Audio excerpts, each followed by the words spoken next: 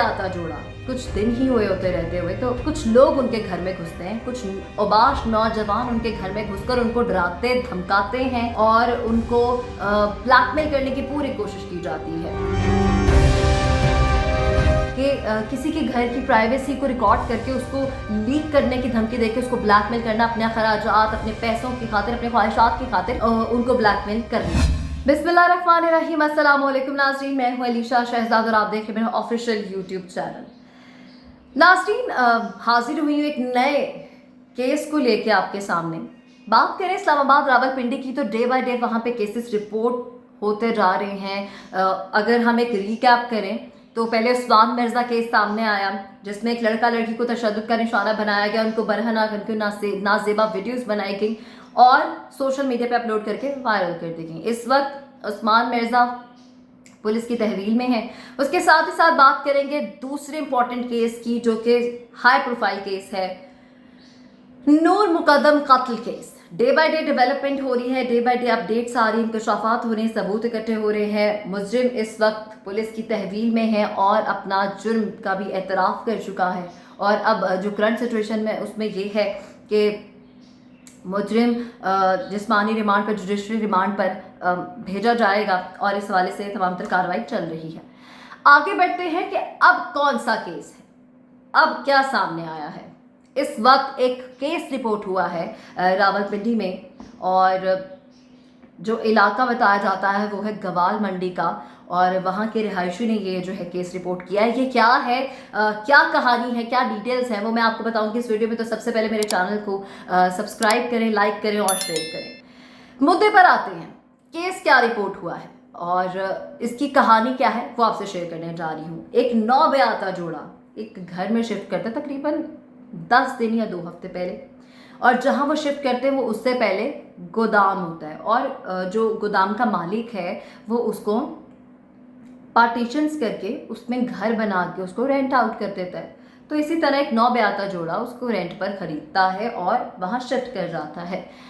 अब वहाँ पे अभी 10 या कुछ दिन ही हुए होते रहते हुए तो कुछ लोग उनके घर में घुसते हैं। कुछ औबाश नौजवान उनके घर में घुसकर उनको डराते धमकाते हैं और उनको ब्लैकमेल करने की पूरी कोशिश की जाती है।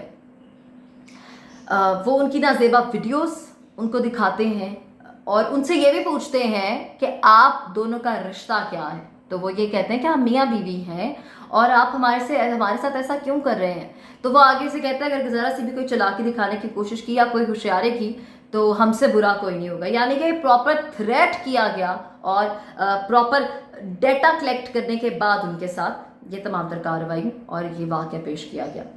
अब डेटा कलेक्ट कैसे किया गया, जो घर का रोशनदान था वहाँ से वो वीडियोस बनाते थे और लगातार वीडियोस बनाने के बाद कुछ पर्सनल प्राइवेट वीडियोस के साथ क्योंकि नौबयाता जोड़ा है, जब उन्होंने देखा कि अब हमारे पास वो कंटेंट है, वो डाटा है, वो मवाद है जिससे अब हम थ्रेट कर सकते हैं, तो वो सब कुछ इकट्ठा करने के बाद वो उनके घर में घुसे, उनको डराया धमकाया और कहा हम ये वीडियोस जो है वायरल कर देंगे। इसके पीछे एक ही मकसद है कि हम ब्लैकमेल करेंगे और हमें पैसे मिलेंगे। लेकिन अगर कोई वाकई दबाव में आने वाली फैमिली होती या कोई बहुत ही डर जाने वाले लोग होते तो वो वाकई दबाव में आके अपनी इज्जत बचाते हुए शायद ब्लैकमेलर्स को पैसे देना शुरू कर देते। लेकिन ऐसा नहीं हुआ और जो शौहर था उस नौबयाता जोड़े में, जो मर्द है, उसने इसको रिपोर्ट कराया, मुकदमा दर्ज हुआ पुलिस स्टेशन में भी, FIA में भी, और उसके साथ ही साथ पुलिस ने छापे मारना शुरू कर दिए।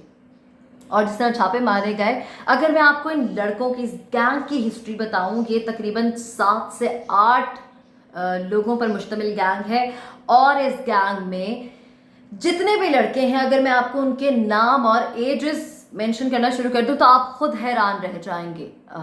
नाम पे गौर करिएगा, सलमान, शानी, हाशिम और मुख्तलिफ इसी तरह के नाम है। और दूसरी बात, इनकी जो एजेस हैं वो ये कॉलेज और यूनिवर्सिटी से ताल्लुक़ रखते हैं। कोई 3rd ईयर का स्टूडेंट है, कोई किस ईयर का स्टूडेंट है, और इनके दिमाग आप देखें कि कितने ज़्यादा कह लें कि आप ख़तरनाक है कि किसी के घर की प्राइवेसी को रिकॉर्ड करके उसको लीक करने की धमकी देके उसको ब्लैकमेल करना, अपने खराजात, अपने पैसों की खातिर, अपने ख्वाहिशात की खातिर उनको ब्लैकमेल करना।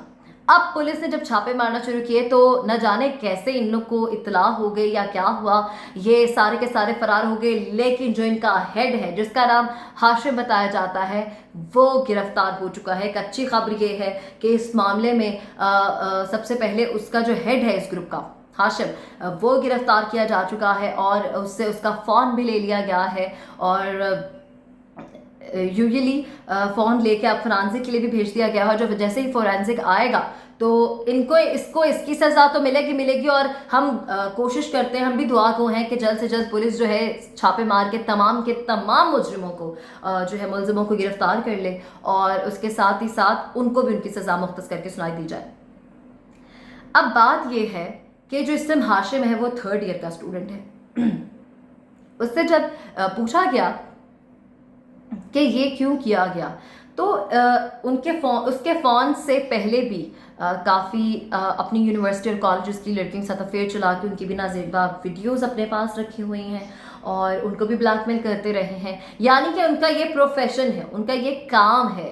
और उसके साथ ही साथ इस तरह वो लोग अपने अखराजात, अपनी ख्वाहिशात पूरी करते हैं, ना कि सिर्फ माली, लोगों के साथ जुल्म और ज़्यादती भी करते हैं। इस तरह के मुजरिमों को बिल्कुल भी छोड़ने की कोई गुंजाइश नहीं है।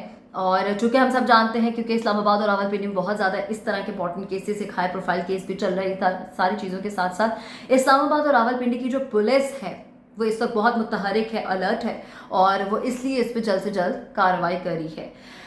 ये थी तमाम तर इन्फॉर्मेशन। और अगर हम बात करें करंटली तो हम किस हमारा मुल्क, हमारे नौजवान किस डगर पर चल रहे हैं। जहाँ देखो कभी नशे में कोई मुब्तला है, कभी नशे की लानत में लोग घुस चुके हैं, कभी कहीं किसी के साथ कोई जुल्म ज्यादती कर रहा है। ताकत का नशा इतना हो चुका है कि लोग किसी की इज्जत, किसी की माँ बहन, किसी की ज़िंदगी की कोई फिक्र ही नहीं करते।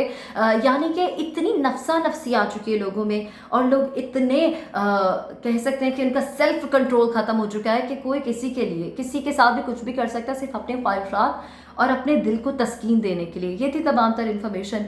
होपफुली मैं आपको प्रॉपर तरीके से अपडेट कर सकी होंगी। अगर आपको ये वीडियो पसंद आई हो तो मेरे चैनल को सब्सक्राइब करें, लाइक करें और शेयर करें। अपनी दुआ में मुझे बहुत याद रखिएगा। अल्लाह निगहबान।